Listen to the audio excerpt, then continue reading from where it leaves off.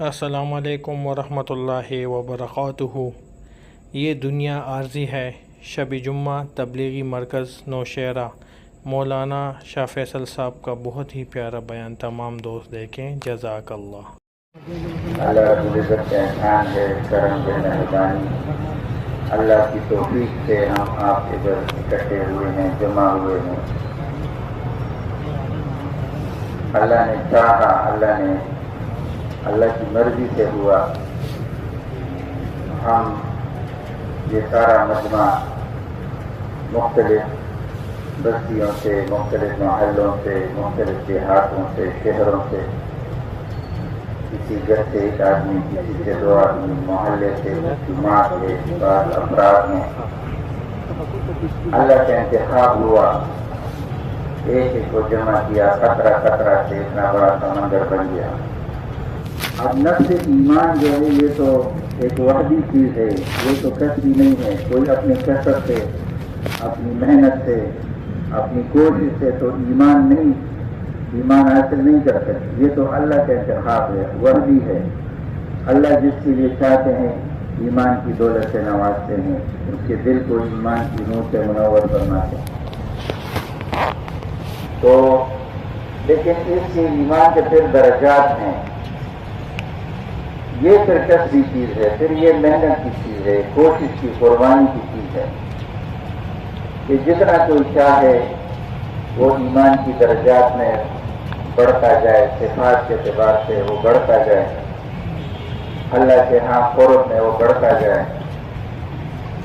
یہ پھر ہر آدمی کی اپنی، یعنی اس کی اپنی کوشش پہ ہے، اس کی اپنی ہمت پر ہے، محنت پر ہے، قربانی پر ہے۔ تو اللہ پاک نے ہم سب کو جو ایمان کی دولت نصیب فرمائی، اس پر ہم اللہ کا شکر ادا کریں۔ کتنے لوگ ہیں کہ وہ اس نعمت سے محروم ہے۔ تو ایمان اور کھلنے کی یہ دولت اللہ رب العزت نے جس کو بھی عطا فرمائی، فرماتے ہیں بچہ تو ہر ایک مسلمان فطرت اسلام پہ پیدا ہوتا ہے، لیکن اس کے ماں باپ پھر اس کو یہودی بناتے ہیں، مجوسی بناتے ہیں، عیسائی نصرانی بناتے ہیں۔ جیسے اس کے ماں باپ ہیں، جس ماں باپ کی گود میں وہ پلتا ہے، تو پھر وہ بھی وہی کہتے ہیں ماں باپ عیسائی ہیں تو بچے سے پوچھیں، وہ کہتے ہیں ہم عیسائی ہیں۔ ماں باپ ہندو ہیں، بچے سے پوچھے تو وہ کہتے ہیں ہم ہندو ہیں۔ وہی اس کو پڑھاتے ہیں، وہی اس کو سکھاتے ہیں، وہی وہ دیکھتا ہے۔ تو وہ کہتے ہیں پھر میں ہندو ہوں، میں عیسائی ہوں، میں سکھ ہوں، میں یہودی ہوں۔ اللہ رب العزت تو سب کو فطرت اسلام سے پیدا فرماتے ہیں۔ تو جس کو مسلمان کے گھر میں پیدا فرمایا، مسلمان ماں کی گود میں، مسلمان باپ کی زیر تربیت، تو وہ کہتے ہیں کہ اس کو آزان دی جاتی ہے، اس کے سامنے اقامت پڑھی جاتی ہے، اس کو اللہ کا نام سکھایا جاتا ہے، وہ دیکھتا ہے ماں کو، باپ کو دیکھتا ہے، وہ نماز پڑھتے ہیں، قرآن پڑھتے ہیں، اعمال کرتے ہیں، عبادات کرتے ہیں، سنت طریقے، تو وہ اس کی زندگی اسی محنت سے تو مسلمان کی حیثیت سے اس کی تربیت ہو جاتی ہے۔ تو ہم اگر اللہ نے ہمیں مسلمان کے گھر میں پیدا کیا تو یہ تو ہماری کوئی خصوصیت نہیں ہے، یہ تو اللہ کا انتخاب ہوا۔ کسی ہندو کے گھر میں پیدا کرتے، کسی عیسائی کے گھر میں پیدا، تو ہم کیا کر سکتے ہیں؟ تو یہ جو اللہ نے کرم فرمایا، جو اللہ نے مہربانی فرمائی کہ اللہ نے ہمیں مسلمان کے گھر میں پیدا فرمایا، ہمیں مسلمان بنایا، ایمان کی نور سے کلمے کی دولت نصیب فرمائی، اور کتنے کروڑوں اربوں انسانوں میں اللہ نے ہمیں یہ سعادت نصیب فرمائی۔ تو اتنی بڑی اللہ کا کرم ہوا، اللہ کی مہربانی ہوئی کہ مسلمان ہونا ایک دفعہ کلمہ جس نے پڑھا ہے، لیکن یہ ضرور جنت میں جائے گا۔ ایک دفعہ جس نے لا الہ الا اللہ محمد رسول اللہ ایمان کا کلمہ پڑھا یہ ضرور جنت میں جائے، کہ آخرت میں قیامت کے دن اللہ پاک اعلان فرمائیں گے کہ ہر شخص کو جہنم سے نکال دو جس نے ایک دفعہ بھی لا الہ الا اللہ پڑھا، مفہوم ایسا ہے ایک دفعہ بھی مجھے یاد کیا ہو، ایک دفعہ بھی کبھی مجھ سے ڈرا ہو۔ تو یہ ایمان کا کلمہ، ایمان کی دولت، یہ بہت عظیم دولت ہے، بہت بڑی دولت ہے، اس پر ہم جتنا بھی اللہ کا شکر ادا کریں یہ کام ہے۔ تو میرے بھائی دوستوں بزرگوں، یہ جو دین کی محنت ہے، دعوت کی محنت ہے، اس بات کی محنت، یہ اللہ نے ہمیں یہ نعمت تو دی، اب اس کا تقاضا یہ ہے کہ ہم یعنی اس کی اللہ رب العزت کے احکامات پر اپنی زندگی کو ڈالیں، اور اللہ رب العزت نے ہمیں ایسے رسول بھیجے، اس کے پیغمبر بھیجے ہیں اور فرمائے کہ اس کی زندگی میں آپ کے لیے بہترین نمونہ ہے، ہمارے لیے ایک بہترین نمونہ کہ زندگی کے ہر شعبے کے لیے، مالدار چاہیں، غریب چاہیں، مرد چاہیں، عورت چاہیں، چاہے شہر کے رہنے والے، چاہے دیہات کے رہنے والے، جنگل کے رہنے والے، ہر انسان، ہر آدمی کے لیے آپ علیہ وسلم کی زندگی میں یعنی نمونہ ہے، وہ اپنی زندگی جو ہے نا وہ حضور صلی اللہ علیہ وسلم کے طریقے پر گزارنے والا بن جائے۔ تو یہ اللہ کی مرضی کی زندگی، اللہ پاک کی رضا والی زندگی، اللہ جس سے خوش ہوتے ہیں۔ دین کیا ہے کہ ایسی ترتیب پر اپنی زندگی گزارے کہ جس پر اللہ خوش ہو جائے، جو اللہ کو پسند ہے، اور وہ ہے محمد رسول اللہ۔ اب یہ یقین دل کے اندر ہمارا پختہ ہو جائے اللہ کی ذات پر، اللہ کی صفات پر، اللہ کی قدرت پر، کہ کرنے والی ذات جو ہے یہ صرف ایک اللہ کی ہے، یہ کائنات میں نقشہ کچھ بھی نہیں تھا، اللہ نے امر فرمایا، اللہ نے ارادہ فرمایا، اللہ نے ساری کائنات کو وجود دیا، چھوٹی چھوٹی جتنی بھی مخلوقات ہیں، بڑے بڑے سمندروں کو، بڑے بڑے پہاڑوں کو، فرمایا 1000 قسم کی مخلوقات۔ حضرت عمر رضی اللہ عنہ فرمایا، روایت ہے کہ 1000 قسم کی 600 جو ہے یہ پانی کی مخلوقات ہیں اور 400 جو ہیں یہ خشکی میں ہیں۔ 1000 قسم کی، ایک قسم کی میں کتنی تعداد ہوگی ہے اللہ کے علم میں ہے۔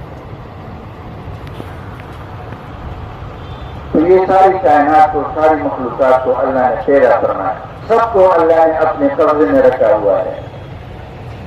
پیدا کرنے کے بعد کسی بھی مخلوق کو اللہ نے کسی کے حوالے نہیں کیا، کسی کو آزاد نہیں چھوڑا، سب اللہ کی ملک میں ہیں، اللہ کے قبضے میں ہیں، اللہ جو ہے متصرف ہیں، ساری کائنات میں تصرف اللہ کے حکم سے ہوتا ہے۔ حالات بدلتے ہیں، تبدیلیاں آتی ہیں، دن اور رات بدلتے رہتے ہیں، موسم بدلتے رہتے ہیں، جنگ اور امن بدلتے رہتے ہیں، گرانی ارزانی آتی ہے، غم اور خوشی آتی ہے۔ یہ سارے حالات جو انفرادی آتے ہیں یا اجتماعی طور پر کسی قوم، قبیلے، گاؤں، بستی، شہر، ملک میں آتے ہیں، یہ سارے اللہ کے حکم سے آتے ہیں۔ حالات بھی اللہ کی مخلوق ہیں، چیزیں بھی اللہ کی مخلوق ہیں، کوئی بھی کسی پر کوئی حال نہ لا سکتا ہے، نہ اس سے کسی حال کو ہٹا سکتا ہے۔ حالات کے لانے والے بھی اللہ کی ذات ہیں، حالات کو ہٹانے والے بھی اللہ کی ذات ہیں۔ اچھے حالات کسی پہ آئیں گے یہ اللہ کی امر سے آئیں گے، برے حالات آئیں گے یہ اللہ کی امر سے آئیں گے۔ اللہ جیسے چاہیں گے اس کائنات کا نظام ایسے چلے گا، ملکوں کے نظام اللہ کی مرضی سے چلیں گے، بادشاہوں کی مرضی سے ملکوں کے نظام نہیں چلیں گے۔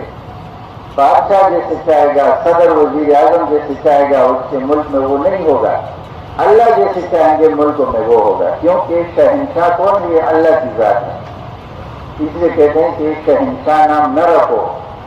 شہنشاہ تو اللہ کی ذات ہے. بادشاہوں کا بادشاہ کون ہے؟ وہ تو اللہ کی ذات ہے. بادشاہوں کو بادشاہی دینے والا یہ اللہ کی ذات ہے. بادشاہوں کو آن کے آن میں فقیر بنانے والا اللہ کی ذات ہے. تو ساری کائنات میں اللہ کی چلے گی. اللہ کی چلی ہے, اللہ کی چل رہی ہے اور اللہ کی چلے گی. قیامت تک اللہ کا حکم چلے گا. اللہ کے حکم سے یہ آسمان بھی چڑھا ہے, اللہ کے حکم سے یہ زمین کا نظام بھی چل رہا ہے, اللہ کے حکم سے بڑے بڑے پہاڑ بھی چڑھے ہیں. جب اللہ کا حکم ہوگا پھر نہ آسمان رہے گا, نہ یہ زمین رہے گی, نہ یہ پہاڑ رہیں گے, کچھ بھی نہیں رہے گا. حضرت جی مولانا انعام الحسن رحمۃ اللہ علیہ فرمایا کرتے تھے کہ یہ دو یقین قیامت تک چلیں گے. ایک ہے یقین کہ بھائی محنت کرو اور مال کماؤ, محنت کرو مال کماؤ اور مال سے چیزیں خریدو اور چیزوں سے تیری زندگی بنے گی.